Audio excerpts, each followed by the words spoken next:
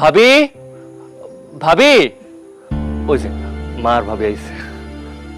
আরে মতিন, তুমি এত রাতে আমগো বাড়িতে? চাচি, যে করিম বিদেশে মারা গেছে না, মালিক তারে 10 লাখ টাকা চেক দিছে। ভাবি এলন চেকটা, কালকে ব্যাংকে জমা দিলি ক্যাশ হয়ে যাব। তো ঠিক আছে, আমি যাই গা, আমার আবার কাজ আছে।